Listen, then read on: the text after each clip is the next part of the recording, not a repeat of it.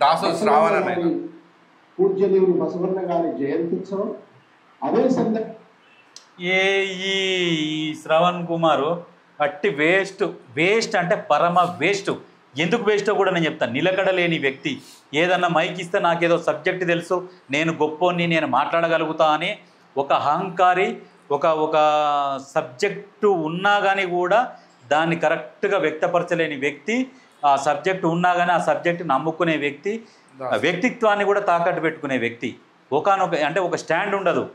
మునుగోడు ఎలక్షన్లప్పుడు ఈయన బీఆర్ఎస్ పార్టీల నుంచి వెళ్ళొచ్చి ఎట్లా చేరిండు, కాంగ్రెస్ పార్టీలో చేరిండు. కాంగ్రెస్ పార్టీలో చేరి లాస్ట్ మూమెంట్లో ఏం చేసిండు, మళ్ళీ పోయిండు. మళ్ళీ ఏదో ఎమ్మెల్సీ ఇస్తామనగానే మళ్ళీ పోయి బీఆర్ఎస్లో దునికిండు. అట్లాంటి క్యారెక్టర్, నిలకడ లేని వ్యక్తిత్వము. ఈయన వచ్చి నీతులు మాట్లాడతాడు, రేవంత్ రెడ్డి గారి గురించి మాట్లాడతాడు. ఒక పార్టీలో ఉండే అంత నిలకడ లేదు. రేవంత్ రెడ్డి 20 సంవత్సరాలు అపోజిషన్లోనే ఉన్నాడు. 20 సంవత్సరాలు అపోజిషన్లో కొట్లాడిండు. నీకు అపోజిషన్లు ఉంటందుకు నీ ముఖం లేక, భయం అయ్యి, సిగ్గు లేక అన్ని పార్టీలు మారుకుంటూ వచ్చి ఏదైనా పదవి కోసం నువ్వు కూడా రేవంత్ రెడ్డి గురించి మాట్లాడుతున్నావు.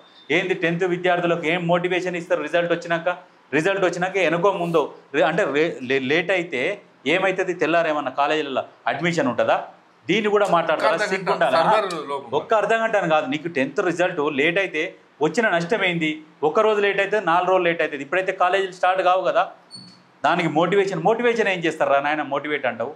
మోటివేట్ అంటే ఎట్లా ఎగ్జామ్ రాసే ముందర దాన్ని మోటివేట్ చేస్తారు.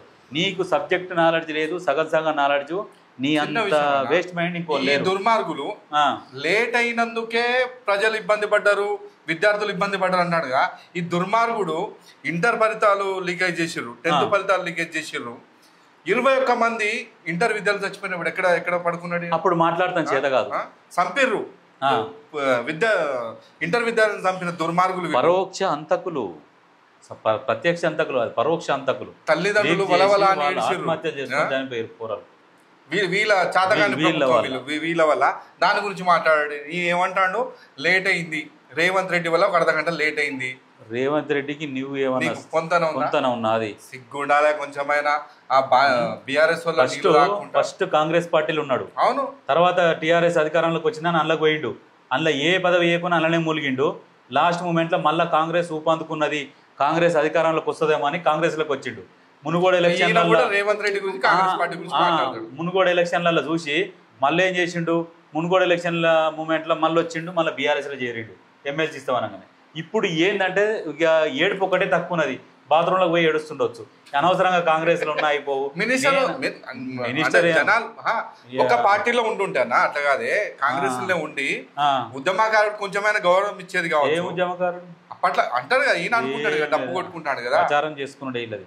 అయితే అందులో ఉన్నా బాగుంటుండే అని బాత్రూంలోకి పోయి ఏడుస్తున్నట్టు నాకు తెలిసి. ఎందుకంటే కాంగ్రెస్ లో ఉన్నది ఇలా అధికారంలోకి వచ్చే ఇప్పుడు రాయి తీసుకొని మోకాళ్ళని గుద్దుకుంటుండు. ఎందుకంటే నాకు మోకాళ్ళలో ఉంటుంది మెదడు.